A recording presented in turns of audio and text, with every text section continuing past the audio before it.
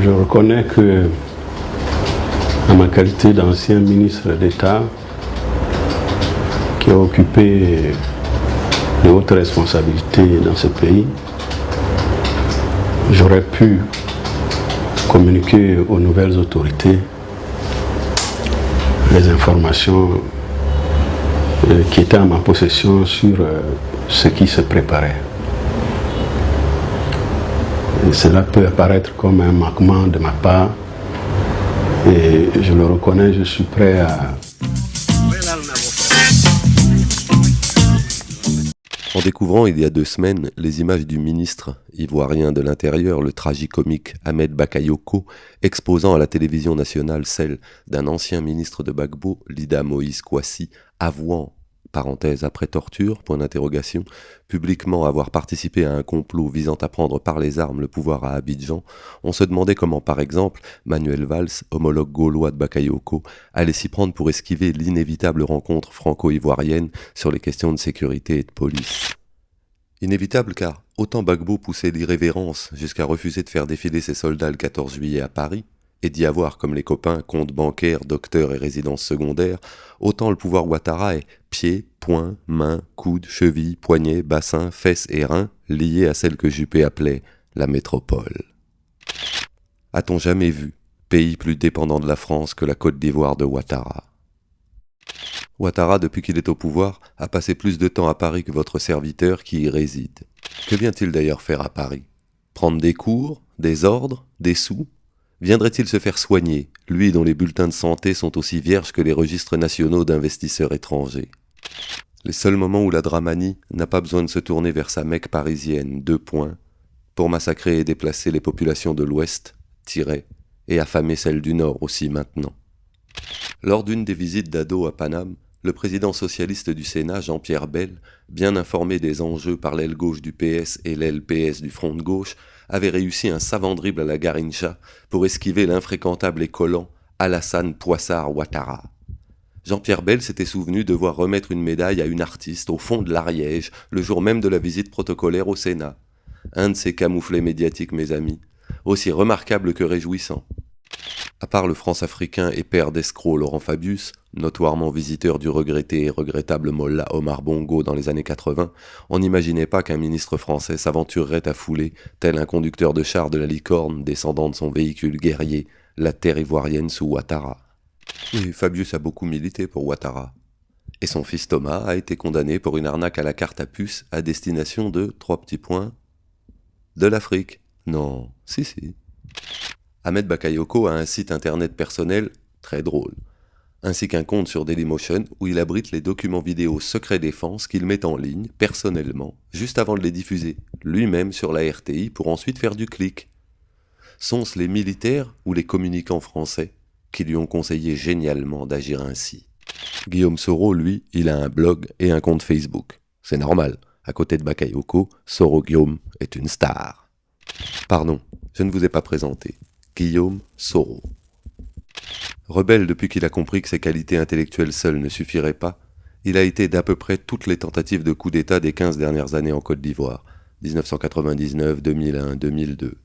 En 2003, il fait partie de la promotion Kalachnikov, à Marcoussis, le président du Conseil constitutionnel français, Pierre Mazeaud, autorisé à régir, régenter et réglementer la vie politique ivoirienne, coup de baguette magiquement Soro Guillaume et du rebelle fait un opposant. En 2004, pourtant, délaissant pour les caméras de Thierry Ardisson sa défroque étriquée d'opposant, il se réaffirme rebelle en couverture d'un livre paru chez Hachette et écrit par un larbin de RFI. À partir de 2007, Soro, qui, en privé, ne se lasse jamais de rappeler que parmi les rebelles, lui, au moins, il est ivoirien, devient Premier ministre de Laurent Gbagbo suite aux accords de Ouagadougou. Question. Si Gbagbo est le pestiféré dictateur génocidaire qu'on dit partout dans les médias, que penser d'un homme comme Soro qui, 4 ans durant, aura étroitement collaboré avec lui ? Moi, si j'étais Draman, je me méfierais de Soro. Il a trop fréquenté Gbagbo. Au moment de la crise post-électorale de 2010-2011, on dit que, jusqu'au dernier moment, Soro a hésité entre suivre Gbagbo et s'aligner sur Ouattara. Avant, convaincu, on l'imagine, par les Français, de rallier l'ensanglanté panache du mari de Dominique. Mi-décembre 2010, on se souviendra de ces ridicules pantomimes dans le rôle ingrat et inconnu pour lui de héros populaire. s'ingéniant à convaincre la rue ivoirienne de marcher sur la RTI, puis sur la primature. Marches pacifiques auxquelles il se gardait bien de prendre part et dans lesquelles certains manifestants, lourdement armés, parvinrent à tuer à main nue et par balles en même temps une dizaine de soldats de l'armée régulière ivoirienne. Mais Soro, en particulier pour les gens de Bouaké, où ces rebelles s'étaient installés depuis l'échec de septembre 2002, c'est aussi le responsable des massacres de gendarmes, parenthèse, enfants compris, ne manquerait pas d'ajouter macabrement un brasillakien pratiquant. Des disparitions, des morts, des exactions, des viols, des business de couverture, le trafic de l'or volé chez les gens, une double fiscalité, l'impunité pour les commandants de zone.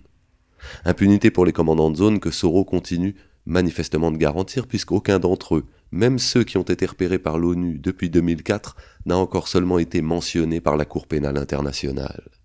Si Soro tombe, tout le monde tombe. Lol. Il l'a dit Soro. RFI l'a rapporté.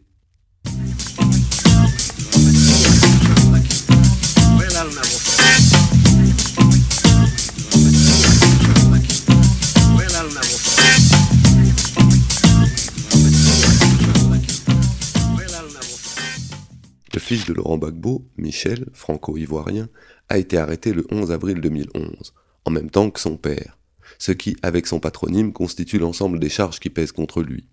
Depuis, illégalement, immoralement et illégitimement, il croupit, malade, mal soigné, dans un des goulags du Nord que n'entretient même pas Ouattara. Il y a quelques semaines, la mère française de Michel Gbagbo, Jacqueline Chamois, a lancé une campagne médiatique en faveur de la libération de son fils. Il y a quelques jours, Guillaume Soro, depuis son blog de Pan, parenthèse, Pan c'est président de l'Assemblée nationale en novlangue journalistique ouattarienne, annonce qu'il se dort la pilule à Paris. Le poulpe-à-beau Soro a les doigts de pied en éventail en région parisienne.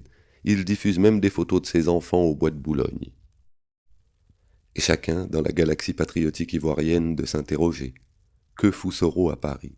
Quels ordres vient-il prendre? Quelles assurances est-il venu chercher?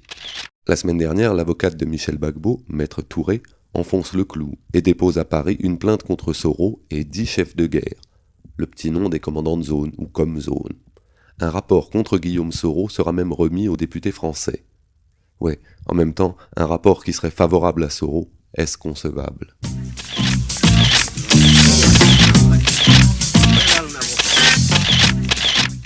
Depuis son blog, et ensuite repris donc par la coopéloniale radio du Quai d'Orsay, RFI, Soro va répondre.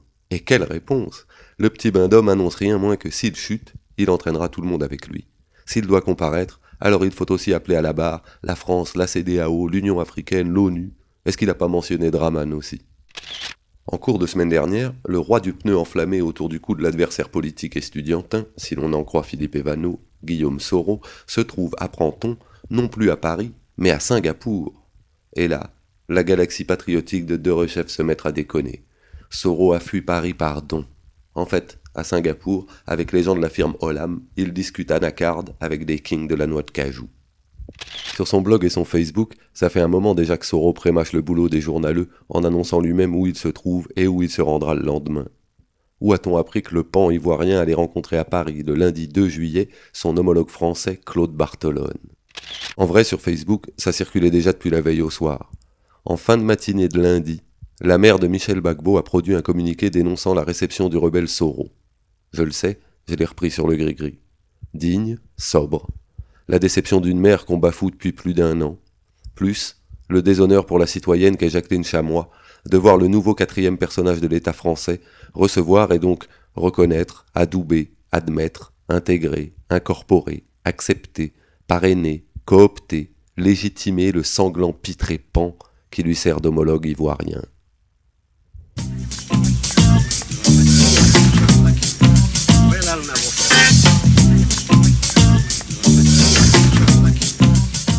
Pourquoi Claude Barthelone, sûr trait d'union lampiste historique du PS récompensé avec le perchoir, n'a-t-il pas trouvé comme belle une feinte, une astuce pour esquiver? Déjà au PS, on répond que tous les conseillers ne sont pas encore en poste, ce qui tendrait à dire que Claude Barthelone ignore qui est Guillaume Soro. Pour Guillaume Soro, ce n'est que vexant. Pour ses victimes ivoiriennes, c'est insultant.